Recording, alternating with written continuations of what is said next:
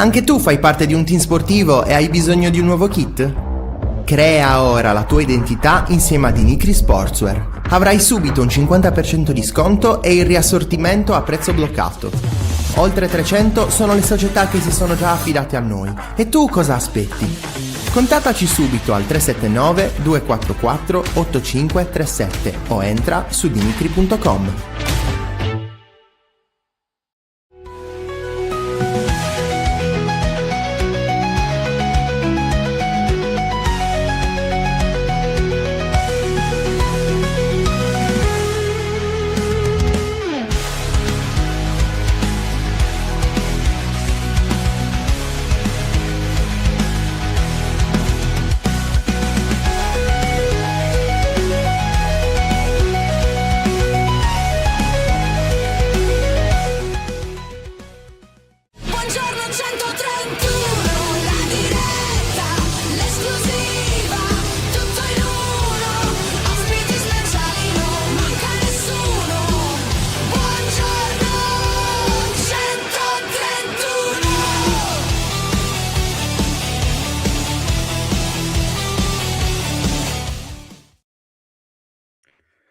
Buongiorno a tutti, buon giovedì, bentrovati a Buongiorno 131, puntata 132. Fa sorridere chiamarlo così, ma insomma i dati sono questi, i numeri sono questi, e per l'occasione abbiamo silurato Luca Di Leonardo per un ben più bello Roberto Pinna. Buongiorno, ben ritrovato.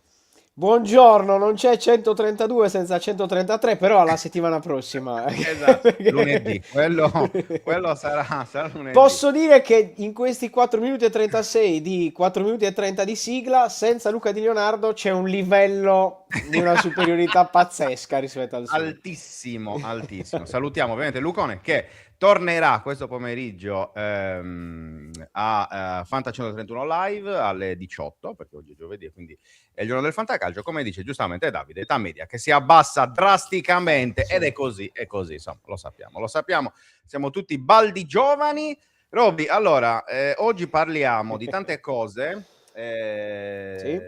veramente in chiave Cagliari di Intercagliari, poi di domani, a Certo. cui assisterai tu, e ci sarà Riccardo Spignesi, grande esperto di Inter, tra insomma una decina di minuti il suo collegamento. Poi parleremo un po' anche di sport sassarese, ovviamente, perché intanto chiudiamo la puntata con, abbiamo annunciato ieri, con Paolo Citrini, coach della Dinamo Women, che si è salvata, ma che non si è salvata a livello di esistenza, purtroppo, perché a quanto pare l'anno prossimo non sarà riproposto l'esperimento Woman, con cui appunto parlare di tutto, perché poi Paolo, oltre ad essere allenatore, è anche un giornalista, collega, e quindi si può parlare veramente di tutto. Ma con te parliamo anche di Torres, perché chiaramente, insomma, in Serie C, e apriamo la puntata così perché in Serie C, insomma, come sempre possiamo dire, giorni caldi, settimane calde, fronte Ternana sembrava tutto portare a un Rimini bis, fondamentalmente, no? Cioè con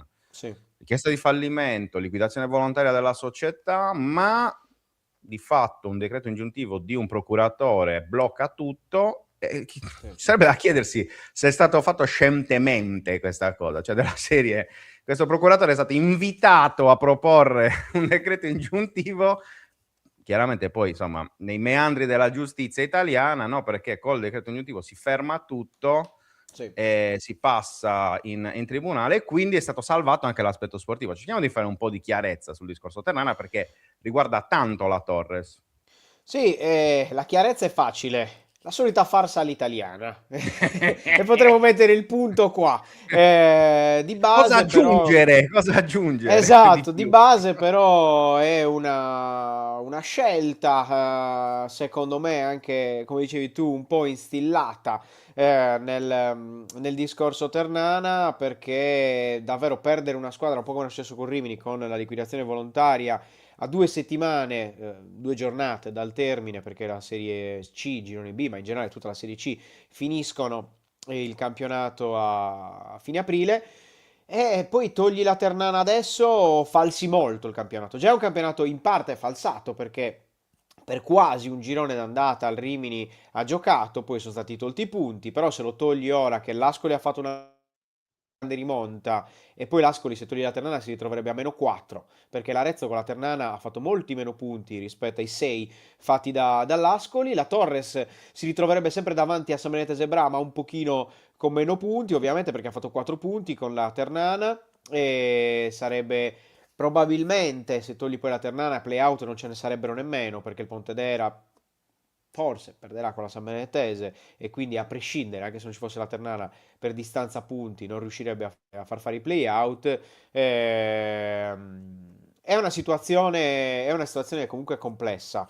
È una Serie C che per me è lo specchio ideale del momento che sta attraversando il calcio italiano, dove ci sono proposte che rimangono lì. Ricordiamoci che questo in teoria è l'anno della rivoluzione Zola in Serie C, quindi con i giovani, con i minutaggi diversi, con l'approccio al salary cap, che comunque ci sarà. In teoria, poi io non mi sbilancio mai nelle scelte del calcio italiano, però in teoria dovrebbe essere la grande rivoluzione del prossimo triennio della Lega Pro. Ci sono squadre che si sono adeguate, altre squadre che per niente, che sono come è successo alla Ternana, no? Cioè retrocedi, non riesci ad adeguare il monte ingaggi, lì anche questioni di cambio, passaggio di mano, però in generale è un caos importante per una Serie C che ha anche il caso Trapani, no? Che ha caratterizzato anche il basket, poi magari ne potremo parlare anche con Paolo, Sì. però in generale Trapani ultimo nel girone C, difficile da capire la stagione del Trapani. Insomma, è una Lega Pro, tra l'altro con un livello bassissimo, dove in 2 gironi non c'è stato campionato, girone A, girone B, non c'è stato campionato, è stato vinto con grande anticipo da Vicenza e Benevento, e poi c'è il girone C, dove sì, c'è stato il campionato, ma dove sono saltate di fatto 2 squadre, perché la Ternana, secondo me, poi alla fine B e salterà. C, hai confuso girone Ah, B e girone scusami, C. sì, girone B, dove il campionato c'è ancora in attivo tra Ascoli e Arezzo, però di fatto è saltato il Rimini, caso Ternana. Ci sono altri casi, perché poi ci sono state le difficoltà del Pontedera, vedremo l'anno prossimo cosa succederà, perché ci sono tante squadre nel girone B che comunque hanno fatto fatica. E a sto punto però mi viene da dire, ma tu non lo sai che il Rimini è in quelle condizioni a giugno? O non lo sai che la Ternana è in queste condizioni da 2 anni? Boh, chi prende le Ma poi soprattutto decisioni... fosse il primo anno in cui succede una cosa del genere, ti dico, vabbè, Capito. sai, L'anno hai una scorso, storia di ricordiamoci, girone perfect. C, l'anno scorso girone C, 2 squadre saltate. E lì Eh, pure la roba del calcolo ponderato per i playoff e playout, una pagliacciata. È un campionato che di fatto non esiste a livello di regolamento, perché ognuno fa un po' quello che vuole, poi vediamo un po' poi si come me la vedrà. cavo. Esatto, vediamo un po' come me la cavo. Secondo me serve una grande riforma della Lega Pro, ma perché sono troppe squadre. Cioè, in un tempo ti avrei detto, cavolo, certe piazze, Terni, come è successo anche al Rimini, ma scherzi che non debbano stare in Serie C, sono squadre che sono quasi più da B che da C, ok? Però la Lega Pro strutturata così è un campionato molto più vicino ai dilettanti che al professionismo. Tenerlo così in vita con questa pagliacciata è inutile, perché poi a cascata va in crisi la Serie D, vanno in crisi tutte le serie dilettanti. Non che la B e la A stiano meglio, per carità, Esatto. però serve che la C torni ad essere un campionato più efficiente. Il livello visto e raccontato negli ultimi anni è un livello continuamente al ribasso. Io non ho mai visto un campionato di C scarso come quello di quest'anno nel girone B della Lega Pro. Mai visto. È una roba che si fatica a far trovare differenza con la Serie D di qualche anno fa. È vero, è vero. Anzi, forse la Serie D di qualche anno fa, penso ai Sì, aveva primi qualche anni che li guizzo in abbiamo più di qualità. seguiti, esatto, era più interessante anche da un certo punto di vista, anche perché hai detto bene, cioè di fatto è l'ultima ruota del carro del professionismo, e quindi ci sono milioni di lacci e lacciuoli a livello di gestione, che sia un bene, che sia un male, comunque di fatto complicano poi la gestione anche a società virtuose, cioè non stiamo parlando di società non virtuose, cioè già complicano la vita a quelle che sono virtuose. E poi diventa un delirio, perché, ripeto, hai citato il Trapani, ne abbiamo detto 1000 volte, il discorso del Trapani, anche lì, cioè, se poi c'è una società che pensa di fare le sue regole, cioè decidere lei per un intero campionato e poi si stupisce del fatto che magari qualcuno va a lamentarsi del fatto che si sia gestito il tutto in maniera praticamente autonoma, insomma, chiaramente è un problema un po' per tutti. Però parliamo di Torres, perché chiaramente il Sì, discorso, questa premessa necessaria per il discorso del campionato, chiarisce anche un po' l'aria, no? Che si respirerà in queste ultime 2 settimane, però insomma la Torres è in una posizione in cui, cioè adesso non diciamo che è salva, perché ancora la matematica non c'è, ma anche in questo caso, cioè, per non salvarsi servirebbe veramente un suicidio sportivo incredibile, soprattutto perché la Torres ha una squadra, faccio l'esempio del Cagliari, no? Ci faccio il parallelo col Cagliari. Ha una squadra nettamente più forte rispetto sì, alla posizione che occupa, no? Perché potrebbe tranquillamente essere sì. nella griglia La playoff. Torres, la Torres da gennaio in poi è una squadra da playoff. Perché comunque secondo me la squadra iniziale non lo era nemmeno da playoff. Ce ne siamo accorti in corso d'opera. Pensavamo che alcuni giocatori potessero comunque tenere, no, il ritmo delle ultime stagioni. Invece Mastinu si è operato e ha fatto una stagione post-operazione, come è normale, no? Lo vediamo anche al Cagliari con Gaetano. Se salti tutta la prima parte di stagione per un'operazione al ginocchio è difficile.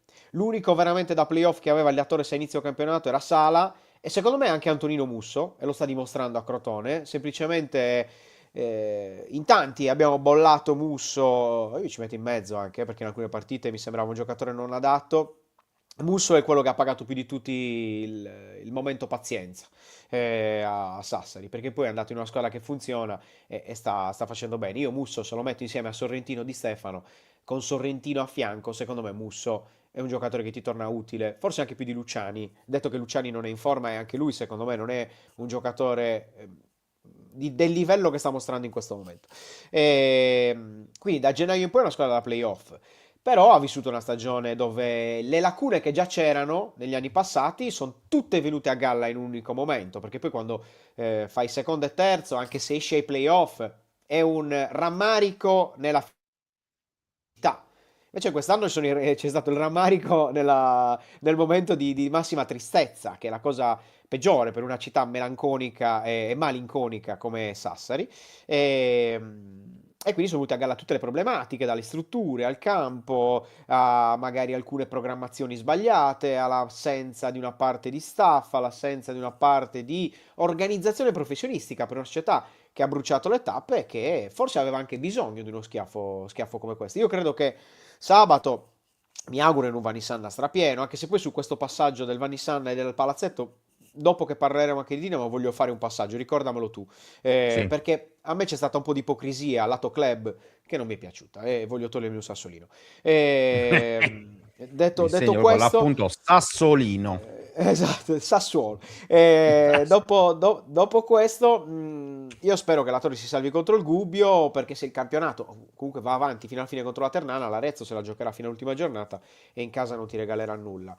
Ma anche perché ti dico, salvarti davanti alla tua gente, chiudere in qualche modo una stagione, anche se poi ti mancherà l'ultimo passaggio contro l'Arezzo, che sarà anche il passaggio per godertela un po'. Cioè vai lì e provi a disfare i giochi del titolo, è anche bello, però già con la salvezza in tasca, che è meglio. Sì, esatto. E chiudi la stagione davanti alla tua gente, una stagione difficile, e li fai festeggiare, perché comunque, secondo me, una salvezza nel professionismo va sempre festeggiata, ok? È vero che le ambizioni erano altre, però se tieni la categoria, e ci sei da 4 anni in questa categoria, dopo anni in cui hai masticato molto amaro, è sempre un festeggiamento. Poi si parlerà di cosa ha sbagliato la società, e sono tantissime le cose, e ne parleremo, però va sempre festeggiata appunto la salvezza.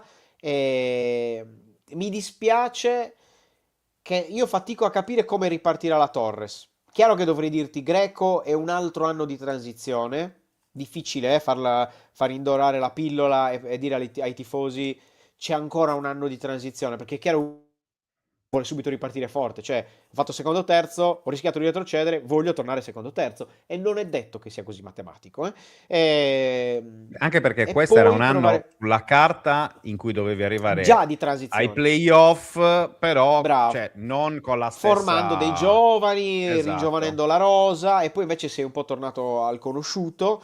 Si è parlato anche del ritorno di Gigi, no? E quant'altro a gennaio. Che E... salutiamo.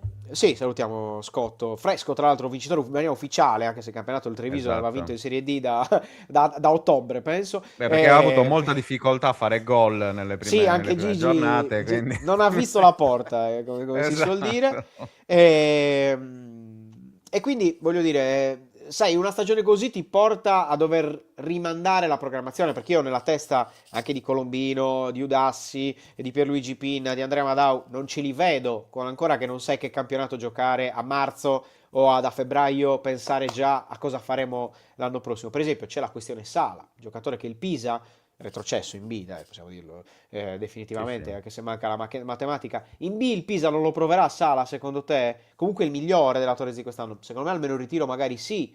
E invece sarebbe un giocatore per la Torres dal quale ripartire, perché se tu ti piazzi Sala stai già mettendo una cosa importante. Poi la Torres deve fare tanta, secondo me anche tanto cambiamento. Non so se Mastino, non so se Zecca, anzi Zecca secondo me sì, cioè sono dei giocatori di Akite, dei giocatori che hanno dato tanto per questa maglia, e a volte quando tu dai tanto arriva anche il momento di salutarli. L'anno scorso è stata una tragedia salutare chi aveva dato tanto.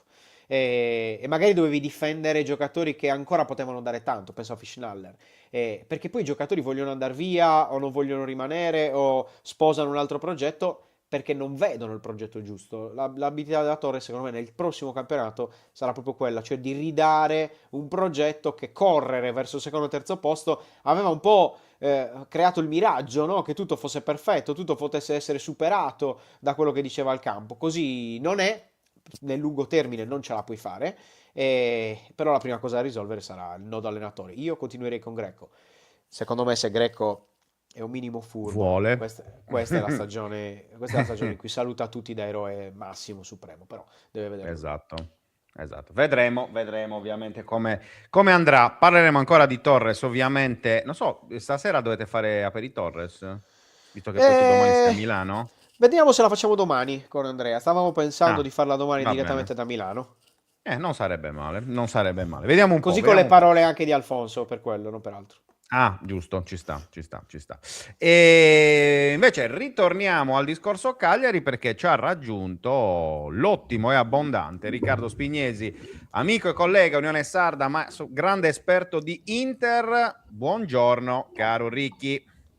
Buongiorno Francesco, buongiorno Roberto, buongiorno a tutti. Come stiamo? Oggi senza Luca Di Leonardo, ragazzi, con Spignesi c'è un livello. Guarda, già come è entrato Riccardo, milioni di visualizzazioni. Non hai raggiunto ancora i numeri di Ivan Paone, che quando arriva Ivan proprio schizza verso l'alto il Io giocatore. Io ho messo, perché poi c'è il tool di Google, l'alert Paone. Quando appare in qualche video, Google mi avvisa e io entro perché non posso più. Mi sembra Mitico Ivan. doveroso. Salutiamo. Allora, Ricky, con te ovviamente parliamo di Inter, parliamo di Cagliari, perché insomma una partita abbastanza delicata quella di domani, sia sul fronte Cagliari che sul fronte Inter. Perché? Perché sul fronte Cagliari ovviamente insomma si arriva dalla vittoria faticosa ma preziosissima contro la Cremonese di sabato. L'Inter invece arriva da questa bella vittoria contro il Como, ma soprattutto anche dalla nuova, secondo me, ritrovata superiorità rispetto alle altre avversarie, nel senso che le altre rallentano e l'Inter Ma ha invece non già si vinto lo ferma. scudetto l'Inter, dai ragazzi. Beh, Dici a un parte po', gli dici un po' la scherzi, 9 tua, punti, Ricky. dai. Dici un po' la tua, perché Diciamo che Riccardo è sempre scaramantico, quindi... domenica è stato un bel passo in avanti per l'Inter, però chiaramente non veniva prima della sosta da un periodo positivo, quindi bisogna vedere sempre poi la reazione sul campo, perché questa è una squadra che abbiamo visto che con Lautaro Martinez ha fatto determinate cose, senza Lautaro Martinez qualche difficoltà in più l'aveva avuta nel periodo da dopo la partita di Champions League in Norvegia sino poi a quella di Firenze. Poi è tornato Lautaro Martinez e ha fatto una grande partita con la Roma. Non c'era Lautaro Martinez domenica scorsa contro il Como, ha sì fatto 4 gol, però ricordiamo sempre che era sotto 2-0 al 45esimo, perciò secondo me la vittoria di domenica ha messo tante cose a posto per l'Inter, ma dire che è fatta è ancora presto, è ancora un po' prematuro, anche perché bisogna vedere se il Napoli vorrà mollare o se invece dirà vabbè, proviamo a vincerle tutte e 6 e vediamo che cosa succede. L'Inter ha un calendario che comunque anche mentalmente, questa squadra mentalmente ha avuto diversi passaggi a vuoto, ti porta nelle ultime 2 trasferte ad avere la Lazio, che è la squadra contro cui l'Inter ha perso il campionato l'anno scorso, ma anche già un'altra volta nel 2002, e all'ultima giornata il Bologna, con cui l'Inter ha perso il campionato l'anno scorso e 4 anni fa.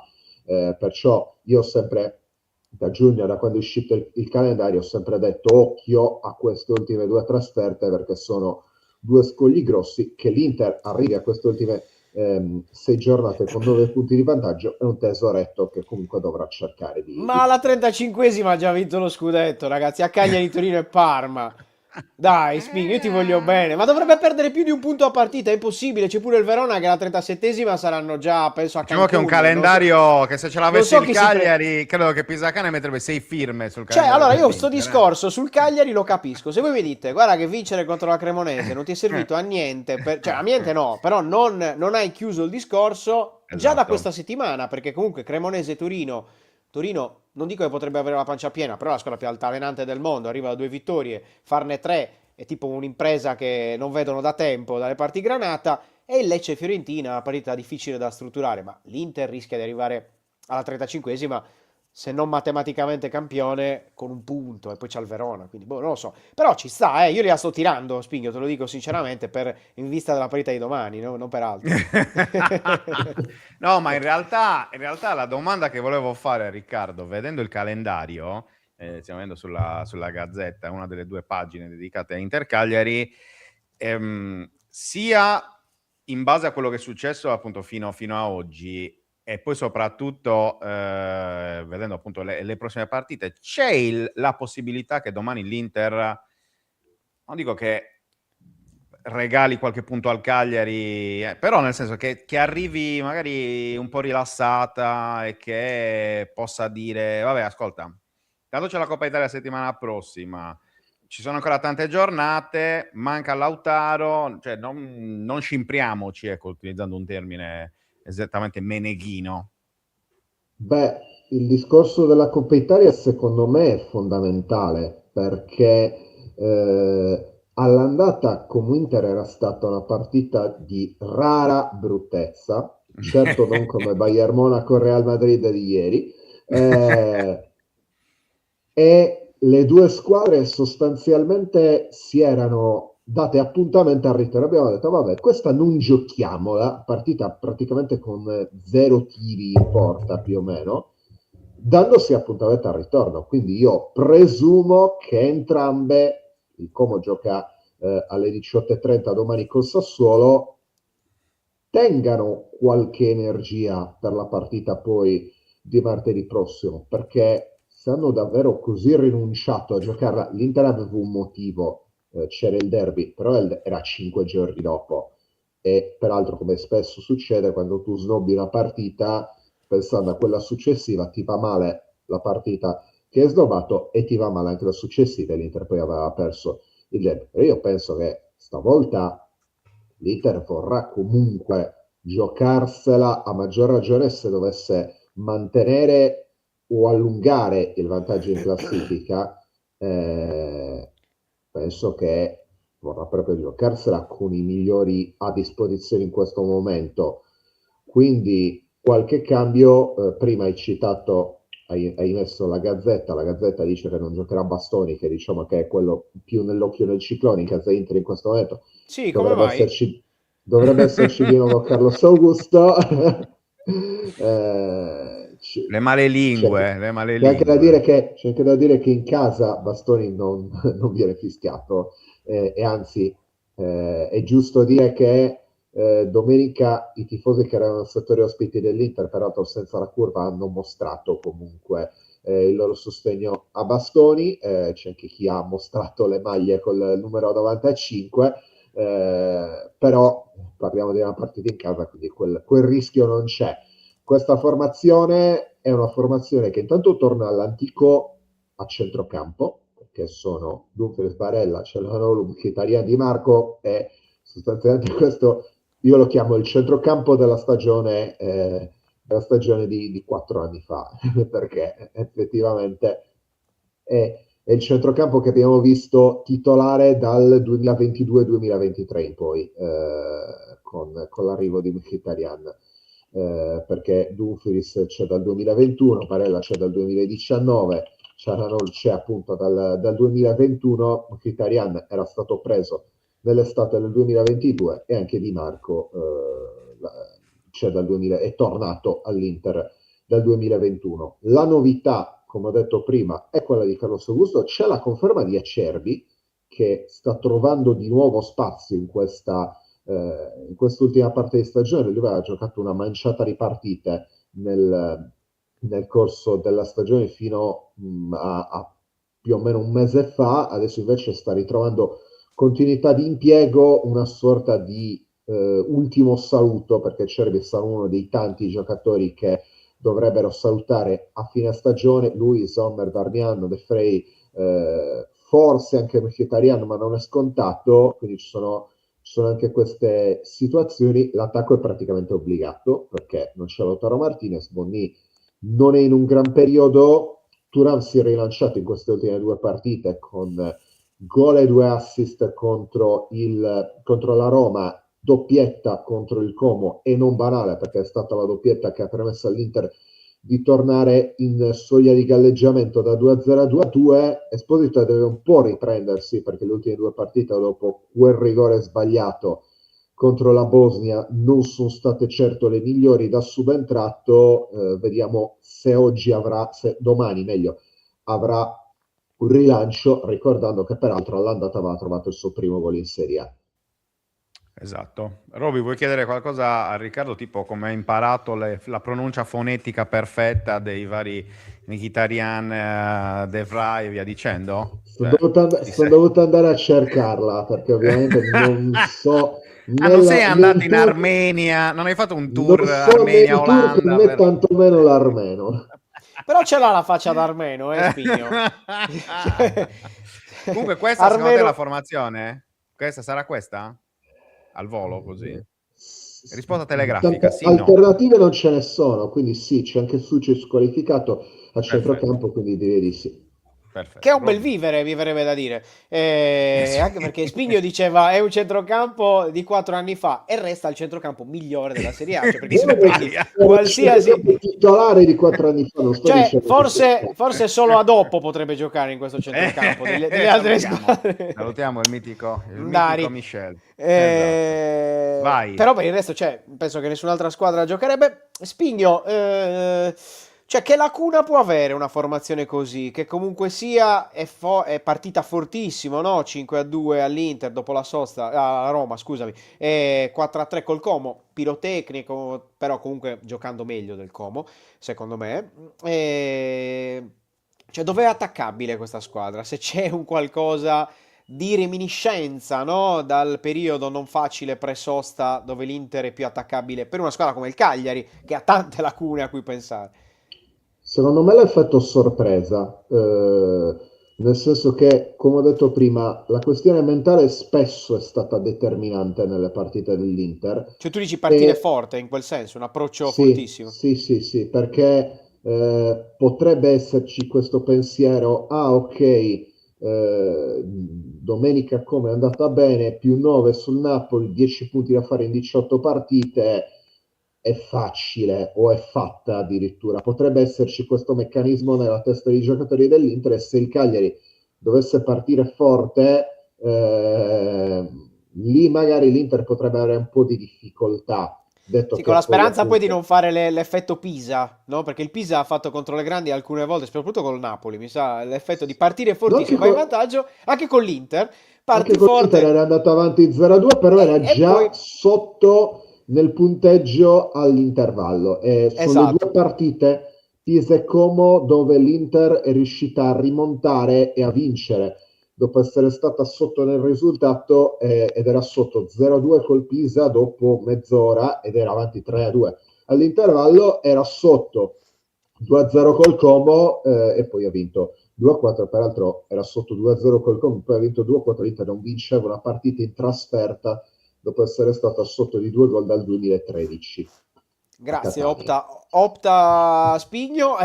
No, ma la cosa, io invece la vedo diversamente, io la vedo in maniera ranieristica, cioè questa è la partita in cui tu non devi rompere le scatole a nessuno, essere quadrato, rimanere lì e poi se c'è un dio del calcio, nei minuti di recupero 0-1, Belotti, perché Belotti ha bisogno, visto che si è fatto male all'andata, di segnare al ritorno. Credo che Spigno sia totalmente d'accordo con me sul punteggio. Sì, sul Seco- punteggio secondo sicuramente. me, Dipende da cosa fa il Napoli, perché se poi il Napoli va a ma perdere, credo che Il Spinelli Napoli vada gioca dopo, benissimo. ma no, però c'è un appunto in tutto questo. Secondo me domani inizieremo a vedere il minutaggio di Belotti che aumenta, perché sabato scorso era soltanto per rimetterlo in campo e anche magari per puntare anche sull'effetto entusiasmo per far passare quei minuti di recupero che sappiamo, abbiamo visto tutti quanto fossero determinanti e fondamentali per la stagione del Cagliari. Quindi c'erano tante motivazioni per fargli fare anche solo una, tra molte virgolette, passerella, perché ovviamente non puoi far fare la passerella a un giocatore entrando sull'1-0 in uno scontro salvezza. Però domani secondo me inizieremo a vedere magari un quarto d'ora, 20 minuti, giusto per vedere anche che reazione ha lui, anche perché non dimentichiamolo, lui si era fatto una partita d'andata contro l'Inter, quindi è anche una sorta di dall'Inter all'Inter che va a fare Eh sì, Belotti per quello dicevo, per quello. per riprendersi quella stagione che avrebbe dovuto avere e che non ha potuto avere per un infortunio tanto grave quanto sfortunato, perché Domanda che non poi c'entra niente, Spigno. Tu te lo terresti? Cioè, allungheresti il contratto di Belotti, nonostante il lungo infortunio lato Cagliari? Cioè, secondo te è un giocatore che magari perdi, cioè, quasi sicuramente perdi Pavoletti, no? Lì, con quel ruolo lì, un po' di chioccia in attacco, faresti un po' la staffetta con Belotti o no? sì, sì, sì, perché sarebbe anche giusto dare a Belotti la possibilità di dimostrare quel valore che lui voleva dimostrare dopo qualche stagione non semplice, da quando era andato via dal Torino, e che aveva iniziato a dimostrare con quella prova di Lecce. Si stava prendendo il peso dell'attacco del Cagliari sulle sue spalle ed è arrivato quell'infortunio. Cioè, Belotti è come se questa stagione, poi vediamo che cosa succederà in queste ultime 6 giornate, non l'ha giocata, l'ha saltata, e lui quando era arrivato aveva mostrato molta voglia invece di fare una stagione da protagonista. Qualcuno diceva prendersi anche i mondiali non se li potrà prendere, non per Sì. causa sua e non per causa Vabbè, se è abbonato a dell'infortunio. DAZN li vede lo stesso, dai, su. Se Trump dichiara guerra a un'altra quindicina di stati, c'è speranza. Forse, magari Speriamo di no. ripescano Meglio Andorra e che, San Marino, con tutto il meglio rispetto che non parlando. giochi comunque i mondiali d'Italia, direi. direi. Però Quindi sì, comunque insomma, i discorsi fondamentalmente lo erano quelli a rinnoveresti. settembre, ce Lo li rinnoveresti. ricordiamo. Sì, sì, ma va detta una Quindi cosa di Belotti, che Belotti fa 33 anni a dicembre e che questo è il primo vero infortunio grave della sua carriera. Quindi, secondo me, insomma, chiaro, poi magari tutto dipenderà da lui, cioè, intendiamoci. Però, cioè, Ibrahimovic si ruppe il crociato, mi pare, a 34, 35 anni. 35.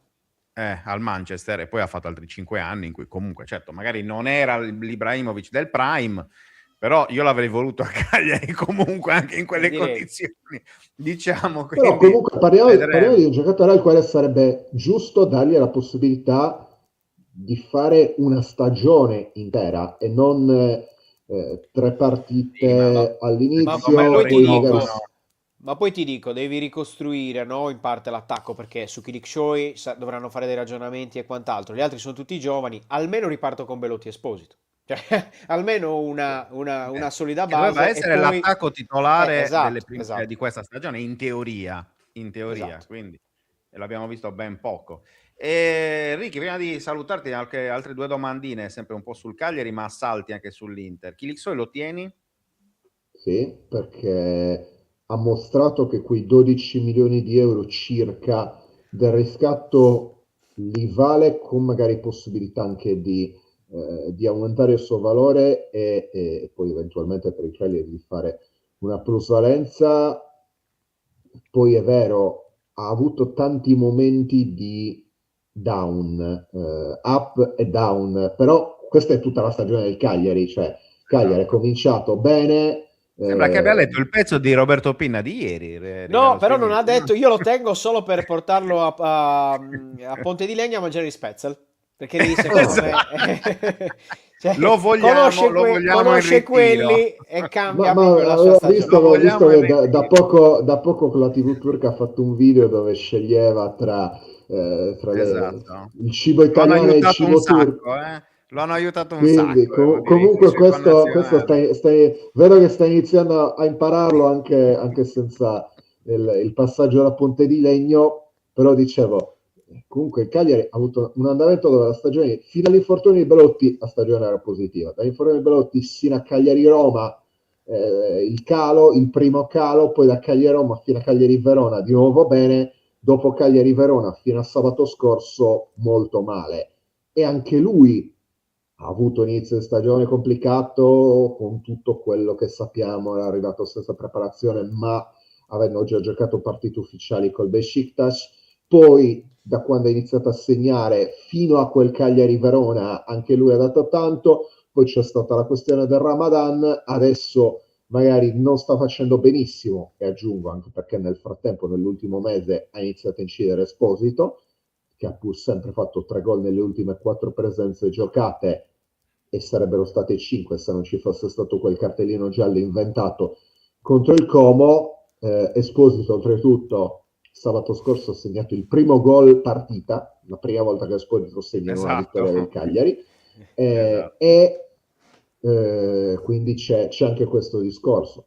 Secondo me alla fine quei 12 milioni il Cagliari li investe, magari cercando di trovare qualche formula coi Qualche turchi per... sconticino, dai, qualche sconticino, Secondo me recompra, sullo queste sconto cose qua. potrebbero non essere molto a Beh, però se metti favore, dei però bonus, poi magari esatto, metti 8 e più gli altri milioni, 4 con dei bonus Magari gli dai raggiungibili, in un base ai gol. gol, presenze, esatto. In però Hai tu fondo gli anche dai al qualche Cagliari. giocatore Esposito, che gli puoi dare un con over. Esposito la formula del riscatto era stata una sorta di riscatto quasi automatico, anche se c'erano delle condizioni da raggiungere. Comunque, allora, siccome abbiamo Paolo Citrini in backstage, gli chiedo di avere ancora pazienza qualche attimo, perché ho 2 domande che ti devo fare, ma 30 secondi per la risposta, sto mettendo il timer, ok? Quindi Sì? si sentirà, non puoi andare oltre. Allora, La Esposito. raffica. Esatto, Esposito. Il Cagliari lo tiene e continuerà in questo percorso di crescita, oppure secondo te sarà l'ennesimo anno in cui, anche se il Cagliari lo riscatta, poi magari arriva qualcun altro che se lo porta via, visto che in questi ultimi giorni è uscito per esempio già il Torino come squadra. Parte il timer. Penso che ci metterò molto meno di 30 secondi, penso che lui voglia finalmente fare una stagione tranquillo dove non dipende da prestiti, riscatti e altre cose, quindi sì. Grande. Oh, 12 secondi, attenzione, Oh. attenzione. L'ultima domanda e poi ti salutiamo. Risposta alla Gineprio per Spignesi. Sono soddisfatto così. Che serata, Zacane, ragazzi. lo confermi l'anno prossimo? 30 secondi. Se arriva la salvezza con anche più della penultima giornata con cui l'aveva conquistata Nicola e l'anno prima Ranieri, non vedo motivi per cui non deve essere confermato, visto che comunque avrebbe conquistato l'obiettivo, magari migliorando anche la posizione dell'anno scorso e di 2 anni fa, facendo crescere tanti giovani, e questa è una cosa da sottolineare, e tanti giovani anche di proprietà del Cagliari, perché Palestra non lo è, però sì. Bruciato. Vabbè, avevo ha detto 18 sì. secondi, Di pochi secondi, vabbè, che mi ha mantenuto dall'anno scorso, Bravo, dalla domanda qui. hai ragione. Ultimissima, questa è proprio sì, no. Palestra Inter l'anno prossimo. Possibile, ma non scontato, perché trattare con l'Atalanta per l'Inter non è facile, ricordiamoci Lukman l'anno scorso. Vedi Lukman. Va bene, non so se hai altre domande per Ricky, Robby, oppure lo salutiamo. No, io a parte di organizzare un viaggio in Armenia insieme, per il resto nient'altro. Tanto ci pensa Ricky alla lingua, alle pronunce. Esatto. non Sempre con la condizione che andiamo a vedere qualche partita. Beh, per forza, vabbè, se andiamo. Per Il la calcio lo conference del mettiamo, Cagliari, cioè non dai. sarà nel podio delle cose che facciamo in Armenia, ma c'è, mettilo così. Per la conference del Cagliari, magari anche in zona, in quella zona lì, poi si va, Esatto. si va in Armenia. Va bene, Ricky, grazie ovviamente di essere stato con noi, grazie anche all'Unione Ciao, Sarda, grazie a voi, buona per la giornata. collaborazione, buon lavoro, ci sentiamo presto. Ciao. Ciao. E voilà. Insomma, dai, abbiamo parlato un po' del più e del meno, ma facciamo entrare, come abbiamo già detto, l'ottimo anche in questo caso, coach Paolo Citrini. Ciao Paolo, ben trovato. Buongiorno a tutti, buongiorno direttore, buongiorno all'umile Pinna. Anche il coach all'umido Pinna. Anche il coach è interista, vero? Giusto Paolo? No, mi sono preparato su tutto. Ho visto le partite del Cagliari, della Torres, della Dinamo. Mi sono preparato su tutto. Parte la prima querela da parte di Paolo Citrini, ma io mi dissocio, quindi nel caso querela soltanto l'umido Pinna, caro Paolo. No, intanto grazie di essere tornato a Buongiorno 131. Ci siamo sentiti a inizio stagione, quando insomma ancora tutta l'avventura di fatto della Dinamo Women andava scritta. Ci ritroviamo oggi che l'avventura si è conclusa con una salvezza bella, intensa, ecco, diciamo così, no? Ho visto anche la serie di play-out vinta poi in casa al Palazzo Radimini contro Brescia, e poi è arrivata questa doccia fredda, almeno per noi, Paolo. Poi insomma lo diciamo in maniera, l'abbiamo già detto, non ci siamo mai nascosti e non ci nascondiamo neanche oggi. Siamo molto dispiaciuti della decisione di non far proseguire il progetto Dinamo Women, ma soprattutto perché secondo me anche in questa stagione voi siete state, diciamo così, al femminile, anche se tu non sei una donna, però la tua squadra è stata una delle poche note liete. Esatto, note liete, diciamo così, anche se poi è arrivato il playout, però comunque insomma ci avete fatto anche divertire. Ti chiedo un giudizio su quella che è stata la stagione per te. Sì, te le divido in queste due tranche, dalla stagione e poi al post. Diciamo che per quanto riguarda la stagione è stata super, nel senso che è vero che siamo andati ai play-out, che potrebbe essere visto come una cosa negativa dopo che sei 19 giornate ai play-off, fai le semifinali di Coppa Italia. Comunque, se non si spegne la luce, probabilmente arriviamo anche ai play-off di Eurocup, dimostrando di giocare una buona pallacanestro, di avere un bellissimo gruppo, di avere un atteggiamento, un'identità sempre precisa in campo. Abbiamo avuto un finale di stagione che penso che gli astri, come dicevo con Roberto tante volte anche in conferenza stampa, si sono allineati tutti in negativo per far sì che si facesse male Deborah Carangelo, che ha saltato una partita in 4 anni proprio nella partita decisiva per arrivare sesti, che quando si arrivi ai play-out devi stare fermo 20 giorni, 25 giorni con la miglior giocatrice che vedete adesso in Borghese, praticamente in tuta, Richards, che era il nostro faro, infortunata con Brescia che metteva dentro 2 giocatrici. Poteva esserci tutto apparecchiato per far finire nel peggiore dei modi una stagione che invece era stata molto bella. Paradossalmente nella sofferenza è stato ancora più bello, perché se fossimo andati ai playoff ovviamente era un grandissimo traguardo, però salvarci con i problemi, andando sotto 1-0 nella serie con fuori la tua miglior giocatrice, è stata forse una cosa ancora più bella come cosa nostra dentro come gruppo, come dimostrazione di quello che eravamo, perché se non fossimo stati squadra dopo gara 1 con Brescia saremmo andati a rischiare di retrocedere poi con Battipaglia. Quindi io sono molto felice e orgoglioso, perché poi ho visto, a volte noi, ci pensavo ieri, no? In Italia siamo risultatisti e giochisti. No, risultatisti, ovviamente nello sport tra i tifosi conta sempre solo il risultato e basta, però bisogna vederlo, sentivo prima anche con il collega per quanto riguarda il Cagliari, bisogna anche capire all'inizio dell'anno che tipo di squadra era e che tipo di squadra è arrivata alla fine dell'anno, se vuoi fare un progetto.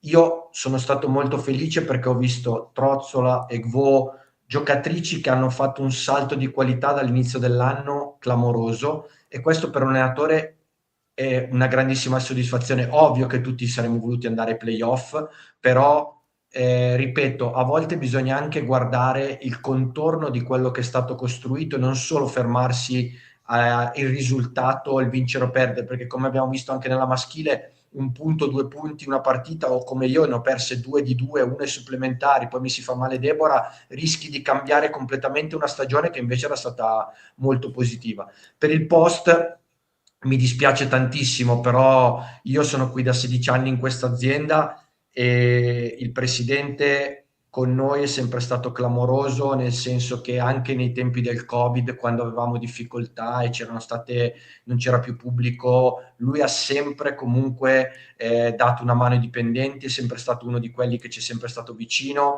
e ha sempre pensato allo sport giustamente come un'azienda, perché è giusto che sia così, perché lui 16 anni, la Dinamo è una società sana, una società che 16 anni che è in Serie A, che abbiamo fatto 13 playoff, che abbiamo vinto tutto quello che abbiamo vinto. Sembra retorica, ma in realtà se tu non vuoi fare la fine di Trapani, non vuoi... Io ci pensavo ieri, no? C'erano Brindisi è andata 2 volte in A2, la Fortitudo, Pesaro, Bologna, tutte le più grandi squadre, le più grandi corazzate a livello di storia di basket sono finite in A2. La Dinamo 16 anni che in A1, ha una dimensione magari diversa rispetto a quella di prima, però Stefano ha sempre fatto il passo secondo la gamba e ha ragione nel dire che per noi è meglio saperlo prima che saperlo fra un mese, assolutamente, perché uno ha la possibilità almeno comunque di poter vedere quale sia il proprio mercato e non di arrivarci magari a giugno-luglio, perché poi il mercato del femminile si fa adesso, quindi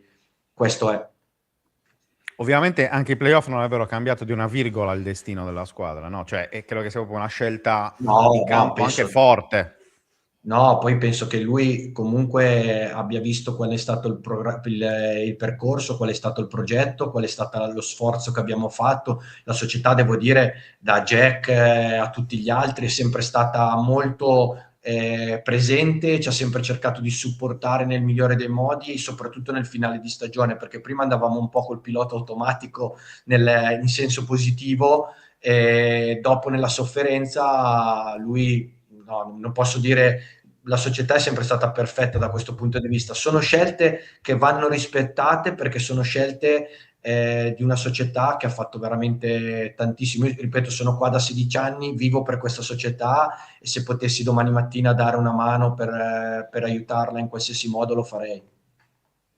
Roby, Sì, no, Paolo, io ho una curiosità più che altro, perché tu giustamente dicevi, poi alla fine i bilanci si devono tirare da come è partita una squadra, come è arrivata, come è cresciuta, al di là poi degli obiettivi che ha raggiunto, anche se poi quelli sono fondamentali, no Paolo? È inutile che ci giriamo intorno. Però ti è dispiaciuto di più non essere riuscito a centrare un playoff europeo per una cosa dove non ci puoi fare niente, ok? Cioè perché si stacca la luce e venite penalizzati, o per non aver preso i playoff. Cioè, a me personalmente da fuori raccontandola mi ha dato molto fastidio la questione europea, perché poi uno sul campo, io credo sempre che uno sul campo, infortuni, non infortuni, però poi raccoglie quello che merita in un modo o nell'altro, perché è vero che la stagione ti toglie, magari nel momento sbagliato qualcosa, però magari in altri momenti ti ha dato di più. A te invece cosa è dispiaciuto di più?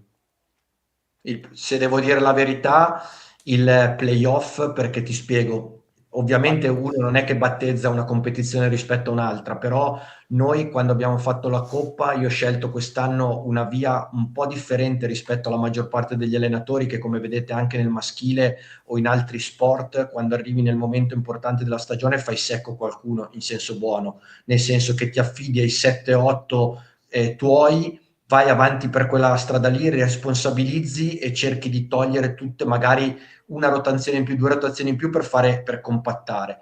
Io ho scelto di avere 10 giocatrici per allenarci in una certa maniera, perché noi abbiamo un settore giovanile che sta crescendo, ma era ancora fermo all'Under 15, all'Under 17, non potevamo attingere dal settore giovanile.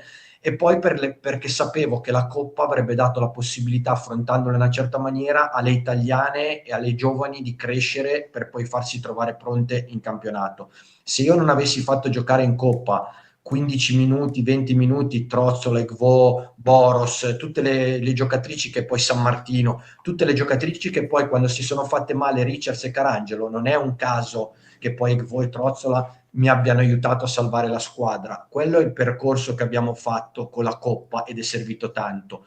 Però la Coppa l'ho vissuta come una grande crescita. Il playoff è una cosa che lunga 20 partite, sei stato 19 partite ai playoff e sei arrivato in semifinale Coppa Italia battendo Tortona, battendo Geas, abbiamo giocato alla pari con Campobasso senza Richards, cioè avremmo potuto arrivare veramente a giocarci le semifinali scudetto, giocare i quarti con Campobasso e provare ad andare avanti. Quello è stato un grosso rimpianto, perché secondo me la cattiveria, l'atteggiamento che abbiamo avuto con Brescia in gara 2 e in gara 3, se l'avessimo avuto nel finale di stagione per altri motivi, probabilmente oggi saremo un passo avanti, però questo fa parte anche del processo di crescita di una squadra, delle ragazze e della loro esperienza. Quindi a noi è mancato il faro che era Deborah proprio nel finale, poi Richards che era molto importante, però quello ha permesso alle ragazze di tirar fuori veramente il meglio di loro, dimostrare che erano squadre e dimostrare quello che avevano, come erano cresciute alla fine dell'anno. Sì, Paolo, invece ti chiedo, Melotti non lo terrei comunque. non lo terresti? Parliamo No. dopo di calcio, no, restiamo ancora sulla pallacanestro perché ci sono tante domande e tante curiosità. Faccio a te la stessa domanda che ho fatto l'altro giorno ad Andrea Giordo, di essere della Raimond, ovvero c'è stata la partita perfetta secondo te in stagione e qual è? Qual è stata? Se c'è stata ovviamente, e qual è invece la partita che se ti dessero la possibilità di rigiocare vorresti provare a rigiocare?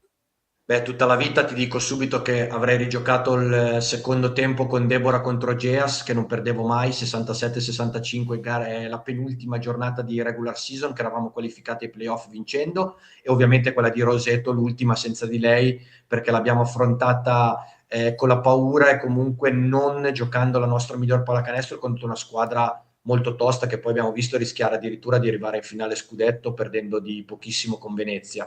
E la partita perfetta, ti dico 2 partite, quella col Geas in casa a mercoledì sotto Natale che ci ha dato la spinta per poter dimostrare di essere una squadra vera, e la seconda giornata a Tortona, quando dopo l'opening day che avevamo vinto con San Martino, che aveva fatto semifinale scudetto, Tortona secondo me era una delle squadre più forti del campionato, l'ha dimostrato, è arrivata in semifinale scudetto, siamo arrivati a più 25 a 8 minuti dalla fine giocando veramente una partita pazzesca. E ti metto anche l'ultima di gara 3 con Brescia, perché veramente secondo me dal punto di vista difensivo abbiamo fatto veramente una partita di altissimo livello per quella che erano le nostre caratteristiche, mancando di una giocatrice come Richards, che ovviamente è come se tu togliessi veramente un punto Asbi a Roseto, o voglio dire una giocatrice proprio importante alle avversari. Per chiudere sul il discorso di Dinamo Woman, almeno per me, poi non so se Robby abbia qualche altra curiosità, la domanda che ti faccio è personale, cioè che voto ti dai? Il Citrini Le giornalista da un pagelle. voto al Citrini coach. Bella questa, È Questa me la bella, è sono bella studiata, me perché la sono non studiata. è, non è facile, mi sento un po' in difficoltà nel dare un voto. Ti dico la verità, cerco di essere molto onesto e molto umile nel cercare di fare un bilancio personale.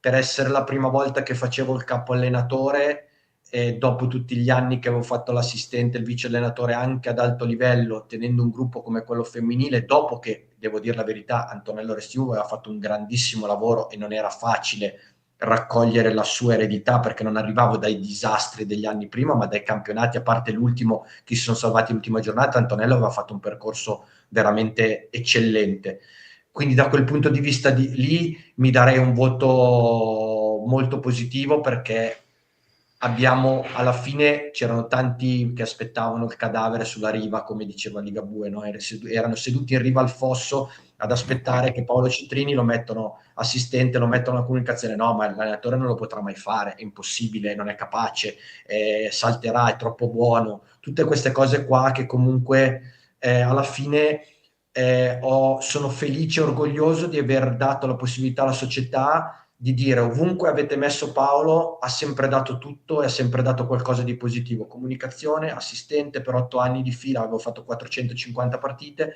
avrei voluto arrivare a 500, ci vado vicino, però anche in questo ruolo penso di aver dato un'impronta, un'identità, un'energia, un'immagine della Dinamo anche in Italia, di come giocavamo, positiva. Quindi 6,5, dai, via. Che di più, dai, 7,5. Daglielo tu il Paolo. voto, Roby. 7,5, Voto. 7,5, 7,5, è mancata la ciliegina solo per i playoff. Paolo, no, io ho una curiosità, perché poi quando tu l'hai detto, no, hai saltato da un'emozione all'altra, cioè quella di viverla in panchina, quella di raccontarla da responsabile comunicazione della Dinamo. Ora che hai vissuto la panchina, vuoi restare sulla panchina? Perché poi sono sensazioni, sono emozioni che uno vive, no? Allora, nella mia vita mi è capitato una volta, perché ho sempre pensato che di essere autosufficiente, e con le difficoltà che ci sono al giorno d'oggi, a volte a livello lavorativo, ho scelto, quando avevo studiato per fare comunicazione, quando dopo il liceo, comunque l'università, ho sempre pensato che il mondo dello sport, non me ne voglia, era più pulito, tra virgolette. Fare il professionista nello sport sarebbe stato più bello che raccontarlo. Ovviamente poi mi è capitato anche di raccontare le Olimpiadi, di fare comunicazione nella Dinamo, dove sono cresciuto. Mi è piaciuto tantissimo, abbiamo vinto anche dei premi importanti, ho collaborato con la Lega per le Final 8, però allenare secondo me è qualcosa che è molto responsabilizzante, ti mangia dentro, nel senso che soffri veramente tanto, però ti dà delle emozioni che sono differenti. Anche se ti dico la verità, quando Napoli, io ho fatto il primo anno da vice allenatore in Serie A, dovevo andare a Napoli una settimana prima del campionato, e la squadra fallita, io ho dovuto trovare un altro lavoro, mi sono sempre tenuto la comunicazione comunque come non un'ancora di salvezza, ma come un altro jolly da giocarsi, dal punto di vista che poi è venuto buono anche alla Dinamo quando Esposito decise di cambiare tutto. E quindi sicuramente tengo le due strade aperte. I progetti mi piacciono, dipende anche dall'entusiasmo. Io ho sempre preso tutto, che allenassi Schio, che allenassi la Dinamo, che facessi l'assistente. Per me, io do sempre tutto, l'energia massima, un grande entusiasmo, e mi ritengo molto fortunato. Ho fatto tanti sacrifici per arrivarci, ma mi ritengo molto fortunato di svegliarmi al mattino, di fare un lavoro che mi piace tantissimo, e quindi se dovessi dirti oggi di pancia, l'allenatore. Grande. E noi invece, sempre di pancia, questa però la domanda la faccio al collega, non all'allenatore, sulla maschile, perché sta attraversando, sembrava a un certo punto della stagione, fino a qualche settimana fa, che avesse risolto i propri problemi, perché ha fatto alcune vittorie che Dopo potevano Trento. essere, esatto, potevano essere importanti, poi è tornata in questo tunnel che è più mentale, secondo me, anche tecnico, per carità, ci sono tutte le lacune che vogliamo, possiamo parlare anche delle problematiche di giocatori e altro, però secondo me c'è molto dell'aspetto mentale. E mi dispiace perché io vedo, facendo più che altro le conferenze pre-partita, quest'anno, soprattutto nella Dinamo, che c'è un Mersic che morde il freno, perché lui è uno di impatto anche, no? Caratteriale, con i suoi, e magari non vede quella cattiveria nell'episodio, quella cattiveria nella fase difensiva. Come la salvi nella testa una squadra così, Paolo? È difficile, perché sembra un po' in proporzione a quello che è capitato a me verso il finale di stagione, no? Che ti si allineano tutti i pianeti, e che tu perdi 3 partite dopo Trento, che invece sembravi quasi più proiettato ai playoff, con Bravo. Mecon inserito, rispetto addirittura a rischiare di retrocedere. Allora, io la vedo in due modi. Il primo, che c'è stato un frullatore di situazioni dal punto di vista purtroppo che non dipendono dalla Dinamo, degli infortuni, degli inserimenti, del fatto che prima giochi senza Marshall, che è il primo terminale offensivo, poi metti cambi Johnson, poi metti Macon, poi rientra Marshall e forse hai meno equilibrio. Non è facile dal punto di vista tecnico, questo ti parlo di tecnico, riuscire ad avere un'identità precisa quando purtroppo succedono così tante cose intorno. Onestamente, e non penso di prendere querele o altro, ma onestamente lo dicono anche gli ex arbitri, la Dinamo mancano 4 punti grandi come una casa, e lo dico in maniera molto onesta, non da tifoso della Dinamo, perché netto il fallo su Mecon a Cantù, perché Moraschini gli prende in pieno la spalla mentre penetra, e sul tiro c'è fallo e quindi lì vinci la partita. E poi a Varese è nettissimo il fatto che Bettini fa il segno con la testa come se gli avesse colpito la testa, non prende la testa Ceron, che fa una difesa assolutamente legale, e Thomas poi tira prendendo fallo e quindi non viene fischiato. Lì ti concedo il beneficio del dubbio che la Dinamo avrebbe potuto perdere i supplementari, però una delle due onestamente aveva vinto. In più ci metti la partita con Treviso, che giochi 25 minuti avanti di 14 in maniera eccellente, poi ti viene la paura, escono tutti per 5 falli e prendi fallo tecnico, e Treviso riesce addirittura a ribaltare la differenza canestri, lì vai dentro nella disperazione e rischi di andare nella rassegnazione. In realtà poi la Dinamo ha fatto 2 partite molto buone, perché secondo me a Cantù e a Varese ha giocato 2 partite molto buone dal punto di vista tecnico-tattico, per l'importanza della sfida fuori casa, con 2 palazzetti che veramente Varese è una roba, è una bolgia, e Cantù uguale. Quindi merita di salvarsi per quello che ha fatto, e Mersic secondo me è bravissimo, perché innanzitutto è una brava persona, è stato un grande giocatore, capisce le dinamiche spogliatoio e campo, per quello che era molto arrabbiato anche per le situazioni degli arbitri nelle ultime 2 settimane, e non è uno che si fa prendere dalla disperazione, ma è uno che riesce a dare comunque una giusta mentalità alla squadra. Poi possiamo stare qua a parlare di cambi, non cambi, rotazione. Quando perdi è tutto da buttare. Purtroppo la differenza che vinci a Cantù, vinci con Treviso, vinci con Varese, stiamo parlando di tutta, cioè la società che sta già programmando la stagione successiva. Il problema è che adesso arrivano 2 squadre che è vero che non sono nel loro miglior momento, ma sono 2 squadre di Eurolega, nel senso che Venezia è terza, comunque una squadra di alto profilo, e Bologna ha cambiato l'allenatore, si sta rimettendo a posto, ha avuto tanti infortuni, ma ha preso anche Iago Dos Santos, l'ex playmaker della Stella Rossa. In più Brescia, tutte squadre che potrebbero giocarsi una posizione nella griglia playoff. Treviso ha una partita in più. Domenica è decisiva Treviso-Udine, secondo me, per Treviso, perché se dovesse perdere quella, secondo me va in grande difficoltà Treviso, se la vince andiamo in grande difficoltà noi. E poi c'è Cantù, che era 2 punti sopra, che ha 3 partite come la Dinamo, potrebbe anche non vincerle più, però la Dinamo serve vincere una partita, perché se batte Venezia, secondo me batte anche Bologna. Ti serve Domanda secca prima di vai. cambiare registro. Chi lo vince il campionato? Perché guarda che secondo me è difficilissimo prevederlo quest'anno. A differenza, è meno scontato di quello che sembra, secondo me. Allora ti posso dire che il miglior allenatore dell'anno è Mario Fioretti di Tortona. Tortona gioca una delle più belle pallacanestro d'Italia, e secondo me se lui riesce ad avere un po' più di equilibrio con le grandi squadre, lui può arrivare in semifinale, playoff o vicino alla finale, come ha fatto l'anno scorso Brescia.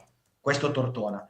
Brescia può arrivare in finale se è a posto fisicamente con tutti gli effettivi, perché ha avuto tanti problemi. Adesso ha aggiunto Nan, un altro giocatore, perché ha avuto problemi con Massimo, come Bologna, no? Vildò, Zac, Paiola, eccetera, eccetera. La squadra che secondo me arriva più pronta dal punto di vista fisico è quella che arriva poi fino in fondo, cioè che non ha grandi defezioni, che non ha problemi. Milano ti direi, ma Milano non è scontato, come No. non è scontato Io avrei detto Bologna. Brescia, ti dico. Brescia però ci deve arrivare con tutti gli effettivi, perché poi giocare al meglio delle 3, poi al meglio delle 5 con Bilan, Della Valle, Barnell, eccetera, eccetera, c'è anche un dispendio di energie per giocatori Per gli che hanno una stessi. certa chilometraggio. Però è una squadra che gioca col pilota automatico quando sono tutti, e quindi ha un'identità che veramente è quella che derivava da Poeta, che c'era già Cotelli e poi Cotelli adesso. Quindi è un bel rebus, rimane favorita secondo me al completo Milano, ma devono stare molto attenti. Quanto incide secondo te il fatto che oggi oggi sono questi giorni si chiuda l'Eurolega e che quindi poi Virtus e Milano abbiano un unico obiettivo? Anche per salvare una Adesso stagione che fin qui... loro non l'avrebbero voluta, direttore, perché loro ovviamente, io se sono Milano, comunque quelle grandi squadre è come schio nel nostro campionato, no? Dopo che hai vinto lo scudetto, dopo che sei una della Juventus del basket, arrivi e giochi per l'Eurolega. Io se sono Armani, voglio dedicare qualche cosa a Armani, vado ai playoff di Eurolega, cerco di giocarmi le Final Four di Eurolega, quello è il grande obiettivo. Poi è ovvio che adesso risparmiano energie, l'ultima partita di Eurolega sono fuori Guduric e Lidei, cercano di recuperare energie e fare un playoff che li salvi tra virgolette la stagione, però il grande obiettivo di quelle squadre adesso deve essere cercare di arrivare ai massimi livelli europei, perché Milano ha anche delle possibilità dal punto di vista del budget molto importanti, quindi non è molto lontana dal poter arrivarci, però purtroppo sono 2 o 3 anni che in questo momento dal punto di vista europeo fa molto fatica, anche perché è diventata veramente un campionato pazzesco. Se voi pensate che le squadre di calcio in Coppa giocano il mercoledì e la domenica, in Eurolega c'è il doppio turno, giochi a volte martedì, giovedì o mercoledì e venerdì, poi giochi domenica o lunedì, diventano 4 partite in una settimana, è veramente qualcosa di molto pesante. Loro hanno anche i roster per farlo, però non è automatico aggiungere i giocatori e poi avere una continuità così forte, anche perché il campionato italiano è molto competitivo. Ci sono squadre Olympiacos, Panathinaikos, hanno campionati magari dal punto di vista domestic league, come le chiamano loro, meno dispendioso da quel punto di vista. Ecco, quindi possono concentrarsi a volte anche molto di più sull'Eurolega. Roby? No, io volevo, cioè ho fatto tutte le domande che volevo al coach su Dinamo maschile e femminile, e Quindi parliamo di quindi altro. sì, di altro, di altro. Il Cagliari come l'hai visto? Visto che tanto tu ormai segui tutto. Com'è Paolo, stata secondo te questa stagione? con Paolo puoi Perché, parlare di no, a parte tutto. gli scherzi, perché in qualche modo, presa molto alla larga, non è troppo lontano il progetto Cagliari dal progetto che ha vissuto lui in prima persona con le Dinamo Women, eh? Cioè provare, come ha detto lui, a prendere dei giovani che ancora non avevano fatto quel minutaggio a quel livello e testarli. Ok, semplicemente testarli. E infatti non è un caso che anche la stagione del Cagliari, no, sia di up and down, perché è normale quando tu provi dei ragazzi che magari non hanno quella costanza a quei livelli, hai dei picchi emozionali, magari dati da grande risultato, batti la Juve, batti la Roma e vai in continuità, e poi magari perdi lo scontro diretto e stai un mese e mezzo, 2 senza fare punti. Però in generale è molto difficile farlo nel calcio, forse è più facile farlo nel basket femminile, anche nel basket maschile è difficile farlo. Immaginati una squadra che prende tanti italiani giovanissimi, anche perché beccare under 22, under 21 italiani nel basket è ancora forse più difficile che nel calcio, e metterli tutti ai massimi livelli. Però come la gestisci? Da allenatore, proprio domanda questa, una Innanzitutto stagione io intera. odio il fatto di metterci le regole per far giocare apposta ai giovani, che secondo me è la regola più sbagliata che ci possa essere. Un giovane è bravo, deve giocare perché è bravo e non perché c'è il regolamento, secondo me, come la quota degli italiani, eccetera, eccetera. E questo è un escursus regolamentare, perché gli italiani possono essere bravi a livello giovanile, devono giocare perché lo meritano e non perché una regola glielo impone. Pisacane secondo me è un allenatore bravissimo da quel punto di vista. Io l'anno scorso ho seguito la sua finale primavera, è stato qualcosa che si vedeva che lui entrava nella testa dei giocatori, aveva uno spirito, un'identità. L'unica cosa che ho visto nel Cagliari forse ultimamente che gli manca di quello che portava nei giovani è di avere quel coraggio che probabilmente lui è, quella sfrontatezza che aveva anche a livello giovanile, perché il Cagliari ovviamente dovendosi salvare probabilmente era un pochettino troppo guardingo attendista rispetto a quelle che erano le caratteristiche che lui vorrebbe avere, magari a livello di personalità della sua squadra. Però io ho visto una squadra che, come diceva il collega prima, ha fatto un campionato che probabilmente con la vittoria con la Cremonese ha fatto un grandissimo passo avanti per la salvezza, ha avuto Palestra che è bravo lui, però bravo anche chi lo fa giocare in quella maniera, che lo fa uscire in quella maniera, ha uno dei primi 3 portieri in Italia, secondo me, ha giocatori interessanti, giocatori che si... E per quello che ti dicevo prima, ti ho fatto la battuta di Belotti, perché lui, secondo me, è più uno che deve avere Kilixoi che più avere Belotti, nel senso che il Cagliari deve essere questo, come è stata la Dinamo anche negli anni scorsi, deve essere un trampolino di lancio per i giocatori che poi arrivano ad alto livello. Tu devi essere contento, non devi essere contento perché li perdi. Nel basket è molto peggio, perché tu, Robby, se tu tiri fuori Certo. Kilixoi è tuo, faccio un esempio, fa una grande stagione e poi lo rivendi come fanno Udinese, li rivendi a una cifra molto superiore. Nel basket no, perché finisce il contratto, a meno che tu hai un contratto pluriennale, cosa molto difficile, lavori per gli altri. Però è anche vero che è la grande soddisfazione di poi avere la rampa di lancio per tanti giocatori che diventano poi bravi. Questo secondo me il Cagliari deve fare, perché ha tanti giocatori che possono essere in rampa di lancio e vedere magari il giovane, penso a quello del Genoa, Ananor, penso ad altri giocatori che sono stati bravi, o come fa il Como. È vero, il Como ne ha spesi tanti di soldi per prendere i giovani più buoni, magari con le proporzioni, ma loro devono seguire quella strada. Secondo me Pisacane in questo è veramente uno che ti entra nella testa, perché è stato abituato anche a lavorare in quella maniera con i giovani. Sì, detto una cosa del Como, lo diciamo ieri con Giuseppe Pastore, il Como è andato a prenderseli fuori, Certo. quei giocatori, perché quei tipo di giocatori in Italia li avrebbe pagati il doppio. Quindi Sì. è lo stesso discorso che ha fatto il Cagliari, no? Ieri abbiamo fatto l'esempio di Kofler del Sud Tirol, il Sud Tirol gli ha chiesto 7 milioni al Cagliari, il Cagliari con 7 milioni ha preso Pedro Rodriguez, quindi insomma cioè, poi bisogna anche sempre lì... Anche regolamenti, direttore, per quello, perché nel basket anche gli italiani non me ne vogliano, ma sono talmente pochi e poi pochi bravi che mettendo il 6 più 6 o il 5 più certo. 5 costano il doppio o il triplo del loro valore reale. Sì. E poi dici, ma gli italiani, e devi avere una base italiana perché è fondamentale, anche nel basket, anche per me nel femminile è fondamentale avere una base italiana importante. Il problema è che poi ti scontri con regolamenti, ti scontri con altre situazioni che non permettono a volte di dover scegliere all'estero, o di dover, come fare Fabregas, che va a prendere i giocatori perché sa che in Spagna o in quei campionati lì sono molto più pronti, costano meno e hanno già giocato ad alto livello, perché in Spagna hanno fatto una provocazione l'altro giorno. Yamal sarebbe stato in panchina in Italia, è un'esagerazione, un'estremizzazione, ma per dire che magari quelli dei 17-18 anni e quelli che possono diventare fenomeni, in Italia magari non possono dimostrare. Vedi quello che era stato Brahim Diaz al Milan, che poi è tornato, quello che ha fatto Nico Paz, che poi tornerà probabilmente al Real Madrid. Comunque dà la possibilità ai giovani di poter giocare, ed è molto difficile se non sei proprio forte. Sì, verosimilmente Yamal giocherebbe alla Juventus Next Gen se fosse della Juve. C'è questa contro la contro Torre, Zambataro lo vedrei bene. Lo vedo bene. Avrebbe avuto il suo da fare. Paolo, ti salutiamo con due domande, le mie, sempre pruriginose. Primo, dando e sperando che la Dinamo si salvi, che stagione sarà la prossima? B, cosa farai l'anno prossimo? Dirò a 131 in anteprima quello che farò quando lo saprò. Beh, noi siamo qua, lo sai. Non lo so ancora, quello sono sincero, veramente onesto, non lo so ancora. E per quanto riguarda la Dinamo maschile, secondo me sono convinto che si possa salvare.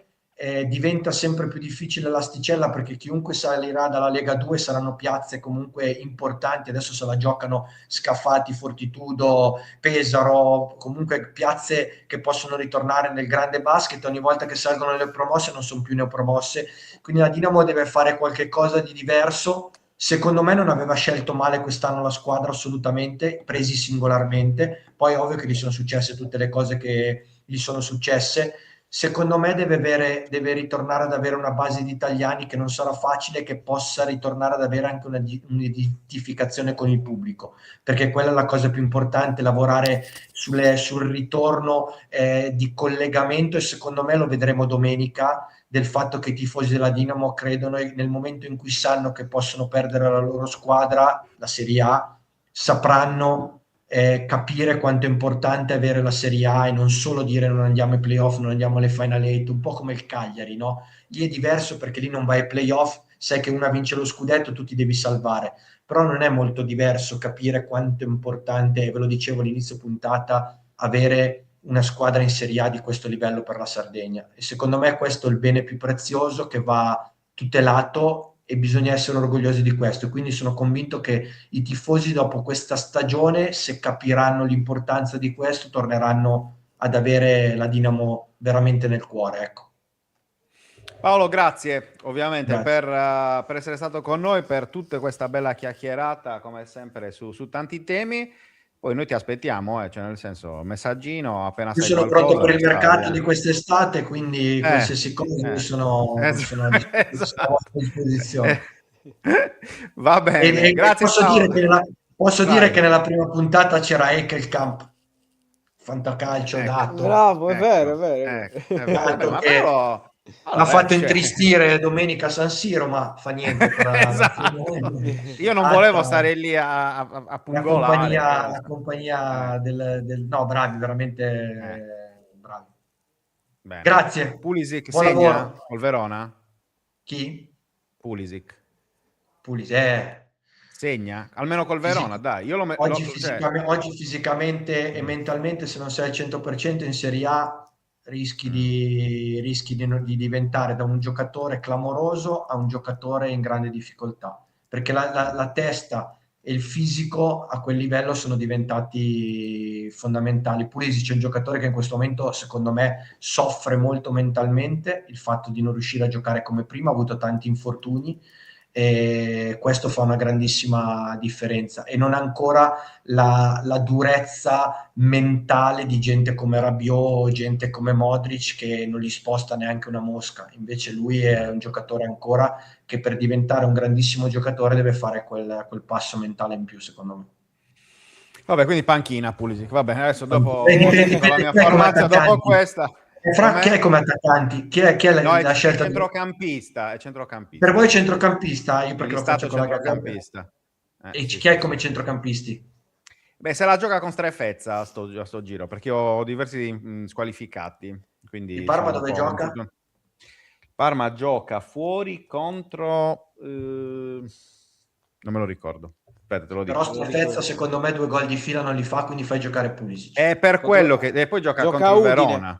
No, a Udine deve essere Gioca a questo. Udine, gioca a Udine. Quindi, campo un po' strano. Vediamo, deciderò all'ultimo. Va bene, Paolo, grazie Buon davvero di essere lavoro, stato con grazie noi. a voi, Grazie buon anche Ciao lavoro. coach. altrettanto. Un Ciao coach. Ciao abbraccio. ciao, arrivederci. E ringraziamo ovviamente anche la Dinamo per la disponibilità e collaborazione. Ma prima di chiudere, È Sassolino? Sì, esatto, esatto. vabbè, No, qua. bravo, bravo. No, innanzitutto mi fa super piacere rivedere Paolo, sempre in gambissima, davvero, un piacere ospitarlo.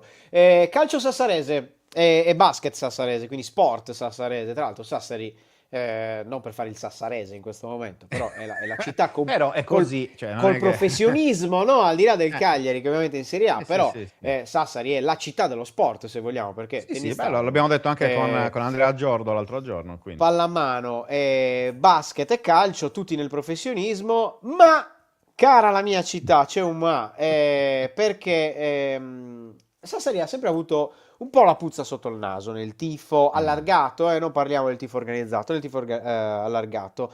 Per esempio, è inspiegabile che un contesto come quello della pallamano, dove Sassari, al di là del nome, perché c'è Raimond, poi ha avuto la femminile ad altissimi livelli, ma penso anche al calcio femminile, dove il nostro amico Budroni, presidente della Torres Women, che ha dovuto cambiare nome, ha un carattere particolare. Glielo dico sempre, ogni volta che lo vedo. Come voi sapete, io sono schietto con tutti quelli che passano qua e quando siamo poi di persona fuori dalle trasmissioni. Però è anche vero che non è mai stato aiutato una volta da Sassari, mai, da quando ha la Torres femminile, e resta ancora per qualche anno, fino a quando Max Canzi non deciderà di superarla, la squadra più titolata a livello italiano. Quindi Sassari ha faticato a volte a capire il valore che ha avuto, ma quest'anno, secondo me, è successo il ribaltamento di fronte. Cioè, soprattutto nel finale di stagione, con due squadre importanti come Torres e Dinamo impelagate, come piace dire ad Andrea Olmeo, nei bassi fondi della classifica, io mi sarei aspettato, al di là dei video emozionali, belli, non belli, Cecaro è il magister per 131 a Sassari, cioè noi lo adoriamo, il buon Cecaro, ci sta benissimo il video con Cecaro, però mi sarei aspettato una mano tesa, anche con una promozione, una giornata dedicata solo ai tifosi, perché parlo della Dinamo in questo momento, questa è la Dinamo meno entusiasmante che io ricordi. Cioè, sono giocatori che non entusiasmano, non rialzano manco Gesù Cristo che vuole rialzare Lazzaro, ok? Perché non c'è niente, non c'è un guizzo, un po' di amore, un po' di identità, nulla. Questa è una squadra che se riuscirà a salvarsi, come noi ci auguriamo, anche se io ho grandi dubbi, sono molto meno fiducioso rispetto a Paolo, però la speranza è l'ultima a morire. Se si salverà saremo contenti, ma questa è una squadra che non ha entusiasmato mai.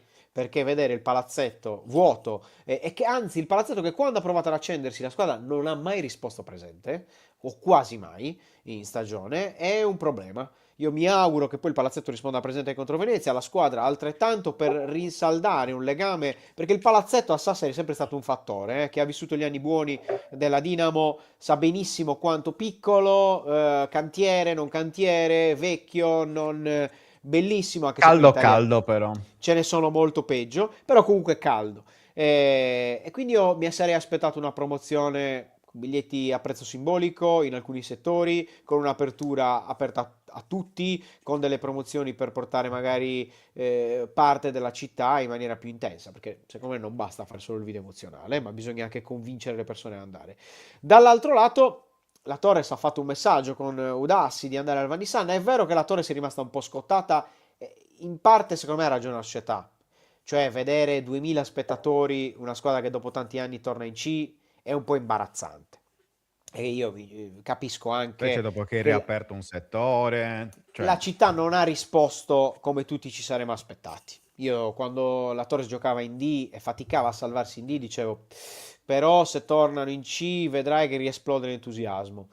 Non ho visto questo entusiasmo così esploso. È vero che magari il playoff perso male con l'Atalanta può aver lasciato le scorie, ma nemmeno in quella stagione, la stagione regolare, la Torres ha sempre fatto il sold. Cioè, non possiamo no, ma pensare che tu scusami, fai il il sold out vero solo a Vanisan, Torres Benevento, ok? esatto, oppure a Fragolese e Torres, Capito. cioè Torres Cioè Fragolese e tu Torres il sold Arzacchene. out lo devi fare anche nei momenti chiave della stagione. In questo però io quest'anno ho visto una crescita del gruppo organizzato che per tanti anni ha avuto anche critiche dal sottoscritto perché è molto diviso, però comunque hanno fatto una serie di iniziative per la città, trasferte molto importanti con Sono anche centinaia di sempre in persone. trasferta, E cioè, andare da Alghero, cioè io faccio le trasferte per il Cagliari d'Alghero, tu lo sai perché le paghiamo, e beh, è un macigno, ok? È un ma non macigno è neanche farlo tanto pagarle, è e trovarle. arrivarci, esatto. Cioè, perché sai, dici, Eh, pagarle in qualche modo ti organizzi. Il problema è che però se non c'è l'aereo, anche quindi, se paghi, quindi mi sento di dire che questo, nonostante il momento delle due squadre, sia l'unico momento in cui non mi va di tirare le orecchie a nessuno in termini di tifo. Nonostante ho fatto tutta la premessa, cioè una città che sì, sì, ha sì. la puzza sotto il naso, non ha seguito alcune sue squadre, però io mi sarei aspettato, visto che giocano tra l'altro sabato e domenica, un weekend dedicato allo sport. Sei Papa e Ciccia con l'amministrazione comunale, fai qualcosa in quell'area lì, a Piazzale Segni, fai un qualcosa per un weekend che deve salvare le due squadre e invece, boh, semplicemente venite allo stadio che è importante, e far fare i post social alle bandiere, secondo me rende di meno, però è la mia idea. Nel Vedremo, frattempo, vedremo. Roberta Marugiu, dopo l'ultimo commento, è Già stata stata querelata. denunciata. Sì, sì, assolutamente sì. Salutiamo ovviamente Luca Di Io ho un pool di Leonardo, che è avvocati sempre nei nostri fortissimi. cuori. Guarda, fortissimissimi proprio. Va bene, ragazzi, allora chiudiamo questa settimana di Buongiorno 131. Insomma, siamo divertiti anche a sto giro. Abbiamo parlato di tante cose interessanti, a mio modo di vedere. Vi racconteremo ovviamente questo bel weekend, ancora una volta molto caldo, e non solo dal punto di vista meteorologico, visto che insomma oggi è tornato il sole a Cagliari. So che ieri al nord c'era, invece a Cagliari è stata una Sì, giornata anche se ieri era mezzo devastante. e mezzo, dai, sarà il Qui ha weekend bello. diluviato, ha fatto veramente un casino. Comunque, stasera, tu ci sei stasera per la vigilia? Sì, se la facciamo presto, sì, Naso, prometto. Naso naso permettendo, naso permettendo, permettendo. perché sì, insomma, giustamente, diciamo già da ieri, malanni dell'essere genitore, e queste cose incidono. Quindi stasera, 19? Facciamo una roba rapida, che Sì, dici? 18, 19? 18:30, 19, dai, non dare Va l'orario bene, definitivo. va bene, vediamo un po'. Comunque restate, ovviamente seguite attivate la notifica sia su Instagram che su YouTube, perché così poi vedete anche l'orario decisivo. Comunque vigilia, che sarà comunque necessariamente più breve rispetto al solito, perché non parla Fabio Pisacane stamattina. Decisione perché siccome oggi c'è lo sciopero dei giornalisti di carta stampata, televisioni e radio, quindi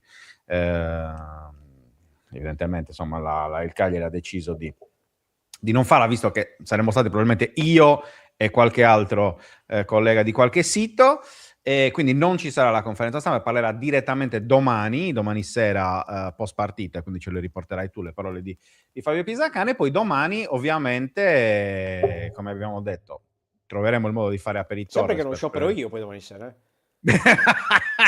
Dopo aperitores, basta, no, io me ne resto in giro a Milano. Me la guardo da doppio malto a San Siro. Esatto, la partita. Esatto.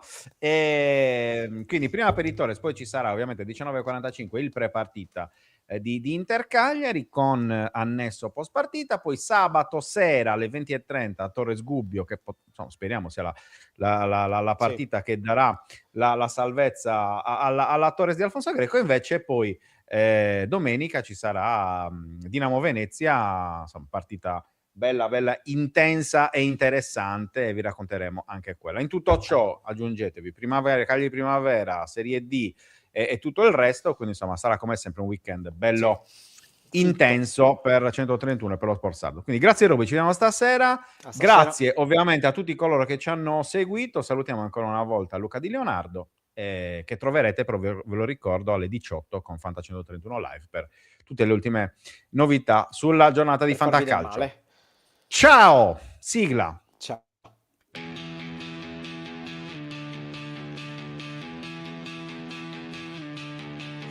La sveglia suona, la redazione in pista, Sardegna in diretta, c'è voglia di notizia, storie di sport, un'isola in piena, storie di vita, a voce alta, alza il volume, fatti sentire. Buongiorno 131, la diretta, l'esclusiva, tutto in uno, ospiti speciali, non manca nessuno. Buongiorno 131.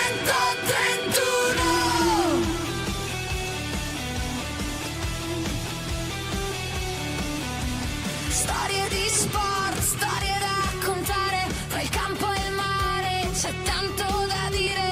Alza il volume, fatti sentire. Buongiorno 131, la diretta, l'esclusiva, tutto in uno, ospiti speciali, non manca nessuno. Buongiorno 131.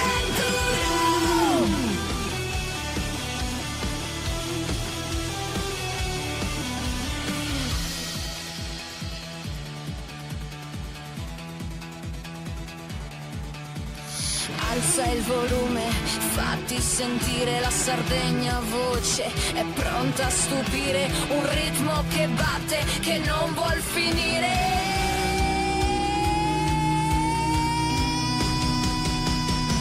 Buongiorno 131, la diretta, l'esclusiva, tutto in uno, ospiti speciali, non manca nessuno. Buongiorno 131.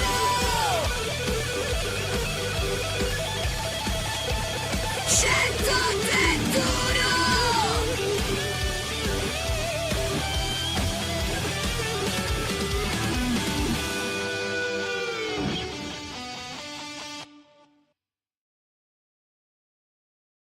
Anche tu fai parte di un team sportivo e hai bisogno di un nuovo kit? Crea ora la tua identità insieme a Dinicri Sportswear. Avrai subito un 50% di sconto e il riassortimento a prezzo bloccato.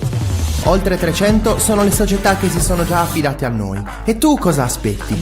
Contattaci subito al 379 244 8537 o entra su dinicri.com.